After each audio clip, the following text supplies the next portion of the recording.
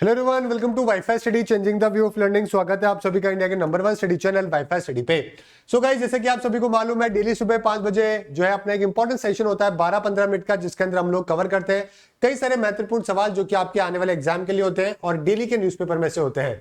तो पिछले 3-4 साल से ये सेशन है जो कि लगातार चल रहा है। उम्मीद करता हूं कि आप इसे 2-4-6 महीने से जब से भी आप प्रिपरेशन कर रहे हो रेगुलर देख रहे होंगे और आपको जो है एग्जाम में कोई समस्या नहीं आ रही होगी। तो 13 मई दोस्तों आज है, तो 13 मई के इंपॉर्टेंट करंट अफेयर है जो कि हम लोग कवर करेंगे।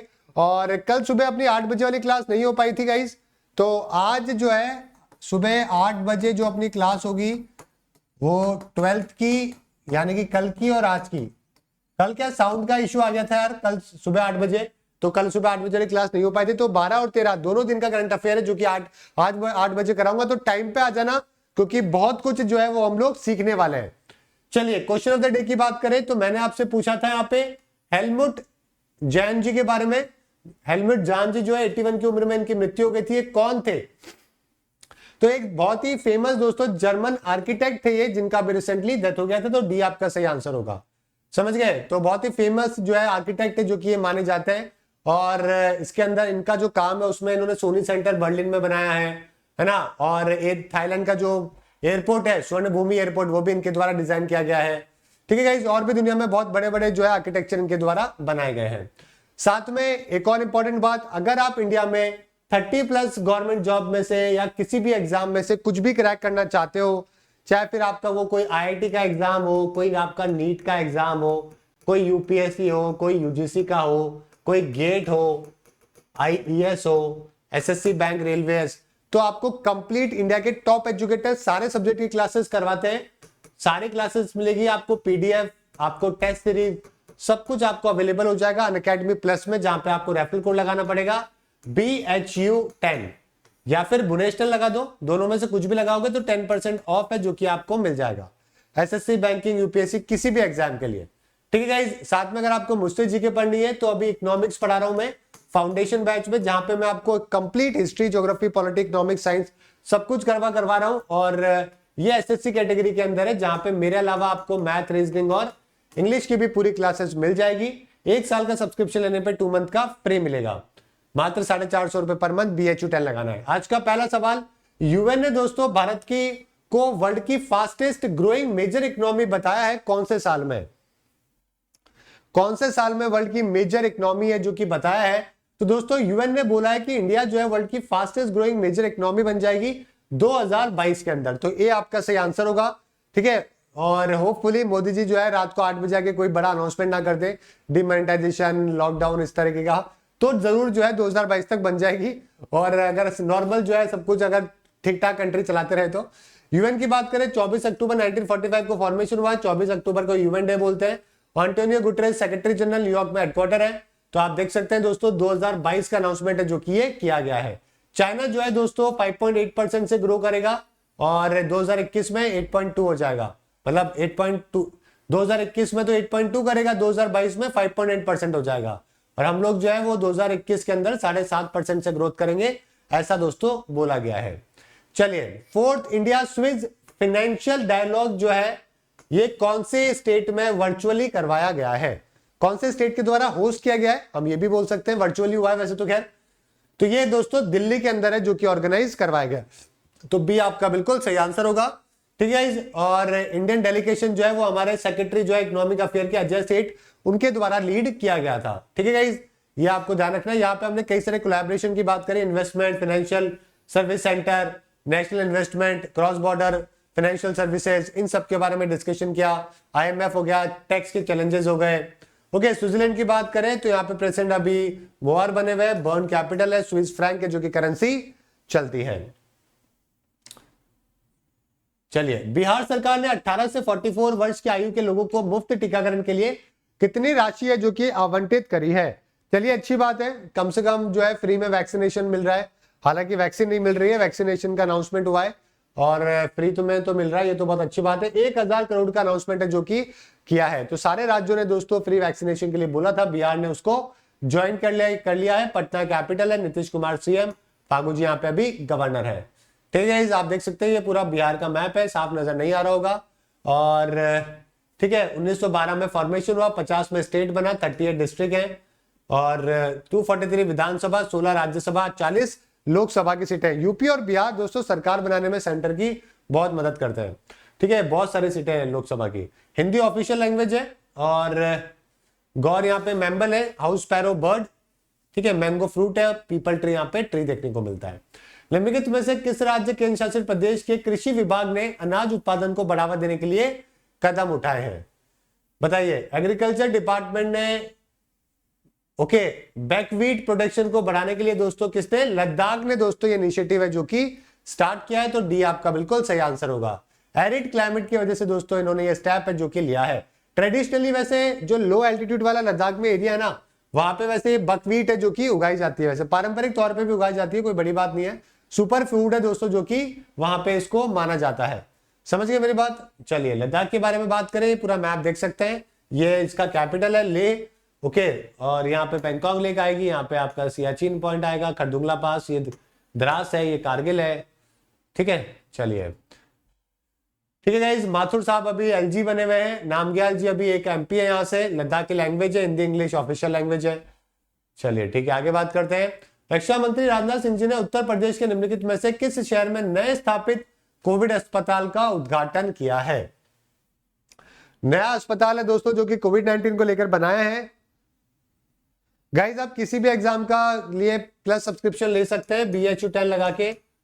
इंडिया में 30+ गवर्नमेंट जॉब में से आपको कंप्लीट PDF टेस्ट सीरीज सब मिल जाएगा, ठीक है। एक बच्चा पूछ रहा है। चलिए लखनऊ आपका यहाँ पे बिल्कुल सही जवाब होगा, सी आपका सही आंसर है, ठीक है गाइस। तो डिफेंस मिनिस्टर और MP जो है लखनऊ के राजनाथ सिंह जी, उन्होंने दोस्तों नया हॉस्पिटल है जो कि बनाया, 250 बेड का हॉस्पिटल है।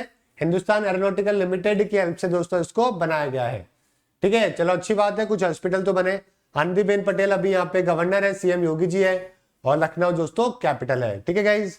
निम्नलिखित में से किसने अंतरराष्ट्रीय व्यापार से संबंधित विभिन्न मुद्दों पर चर्चा करने के लिए निर्यात संवर्धन परिषदों के साथ में बैठक करी है? किसने करी है भाई? एक्सपोर्ट प्रमोशन काउंसिल के साथ में मीटिंग इंटरनेशनल ट्रेड को लेकर। तो देखो भाई सिंपल सी बात है, जो हमारे जो कॉमर्स मिनिस्टर है वही देखेंगे ये सब काम। तो हमारे कौन है यहाँ पे? पीयूष गोयल जी है दोस्तों, तो डी आपका बिल्कुल सही आंसर होगा। कॉमर्स और इंडस्ट्री मिनिस्टर है दोस्तों, उन्हीं का काम है मीटिंग करना, एक्सपोर्ट इंपोर्ट को देखना, ट्रेड को देखना, समझ गए। चलिए तो लास्ट ईयर इस बार दोस्तों 200% जो है वो हमें इंक्रीमेंट देखने को मिला है अप्रैल के अंदर, ठीक है, बिजनेस के अंदर। चलिए ICC ने किस संगठन को ग्रीन ऊर्जा अवार्ड से सम्मानित किया? ICC का मतलब है इंडियन चेंबर ऑफ कॉमर्स। उसने दोस्तों अवार्ड है जो कि दिया है ग्रीन ऊर्जा अवार्ड। किसको दिया है ये अवार्ड दिया गया है दोस्तों? IREDA को। ये आपका सही आंसर होगा। India renewable energy development agency, समझ गए। ये हमारे यहाँ पे एक दोस्तों एजेंसी है जो कि काम करती है रिन्यूएबल एनर्जी पे, और दिल्ली में इसका हेडक्वार्टर है। 1987 में इसका फॉर्मेशन है जो कि हुआ था। इसको दोस्तों ये अवार्ड है जो कि मिला है। इसके MD और चेयरपर्सन कौन है? प्रदीप कुमार दास साहब है, ठीक है। चलिए महाराष्ट्र सरकार ने मराठा कोटा फैसले के अध्ययन करने के लिए किसके दक्षता में एक समिति की नियुक्ति करी है? तो महाराष्ट्र में जो है वो पूरी कोशिश कर रही है कि किसी प्रकार से जो है वो रिजर्वेशन मराठी लोगों को दे दिया गया है, लेकिन सुप्रीम कोर्ट ने तो मना कर दिया। स्टेट गवर्नमेंट के हाथ में भी नहीं है। मोदी जी से भी रिक्वेस्ट कर ली, प्रेसिडेंट से भी रिक्वेस्ट कर ली, अब क्या करें ठाकरे साहब? तो उन्होंने सोचा चलो एक कमेटी बनाए थे, कुछ तो निकलेगा। तो मराठा कमेटी बनाई गई, किसके अंडर में? दिलीप भोसले जी के अंडर में। तो बी आपका बिल्कुल सही आंसर हो जाएगा। तो इस चीज को स्टडी करने के लिए दोस्तों किया गया है। और फॉर्मर बॉम्बे हाईकोर्ट के जज रह चुके हैं जस्टिस भोसले साहब। ये स्टेट को गाइड करेंगे कि कैसे रिजर्वेशन मिल सकता है। भगत सिंह जी गवर्नर है और मुंबई कैपिटल है। स्क्वाड्रन लीडर अनिल भल्ला जिनकी मृत्यु 74 आयु की में हो गई, किस राज्य के थे? स्क्वाड्रन लीडर अजय भल्ला, अनिल भल्ला जी के बारे में बात करें तो अनिल भल्ला जी का दोस्तों जो जन्म हुआ था वो महाराष्ट्र में हुआ था। ओके, रिसेंटली इनकी अभी जो है वो मृत्यु हो गई है। बहुत ही यंग फ्लाइंग ऑफिसर थे, MiG-21 उड़ाते थे। इंडो पाक वॉर के अंदर भी दोस्तों इन्होंने जबरदस्त, यंग जब थे ना ये, तब 71 के अंदर इन्होंने देश में की वॉर के अंदर पार्टिसिपेट किया था। तो कोरोना से दोस्तों जंग के अंदर अभी इनकी मृत्यु हो गई। मुंबई के थे, हैदराबाद में रहते थे। ओके, अभी रिटायर होके वहां पे रह रहे थे। चलिए ठीक है। किस राज्य की सरकार ने कोविड-19 सहायता के रूप में गरीबी रेखा से नीचे प्रत्येक परिवार को 5,000 रुपए प्रदान करेगी? 5,000 रुपए का दोस्तों जो अनाउंसमेंट किया गया है वो किसके द्वारा? वो हरियाणा के द्वारा दोस्तों किया गया है। दिल्ली ने भी अभी किया था अनाउंसमेंट, और उसके बाद में हरियाणा भी अनाउंसमेंट है जो कि कर दिया है। BPL के हर एक परिवार को 5,000 रुपए जो कि दिए जाएंगे जो पेंडेमिक के अंदर स्ट्रगल कर रहे हैं। क्या नाम दिया गया है भाई इसका? ठीक है, इसका नाम सुरक्षित हरियाणा है। यह अलर्ट है जो कि जारी किया गया है 1 वीक के लिए, ताकि लोग घरों के अंदर रहे। सत्यदेव नारायण आर्य गवर्नर है, मनोहर सिंह जी खट्टर सीएम है, चंडीगढ़ कैपिटल है, ये पूरा हरियाणा है। चलिए, लैंडलॉक्ड है। मूडीज इन्वेस्टर सर्विस ने भारत के विकास के अनुमान में तेजी से कटौती की है। वित्त वर्ष 2022 के लिए कितना प्रतिशत है? तो 2022 की अगर मैं फोरकास्टिंग की बात करूं तो मूडी ने पहले 11% से भी ऊपर बोला था, अभी इसने 9.3 का अनाउंसमेंट है जो कि किया है। ठीक है गाइस, तो ये आपका यहाँ पे सही आंसर हो जाएगा। ओके, ये देखिए पहले तो 13.5% से भी ज्यादा किया था, अभी इसको घटा के 9.3 कर दिया है। ओके, एशिया की 3rd लार्जेस्ट इकोनॉमी है दोस्तों, जो पूरी तरीके से जो सेकंड लेयर के अंदर टूट गई है।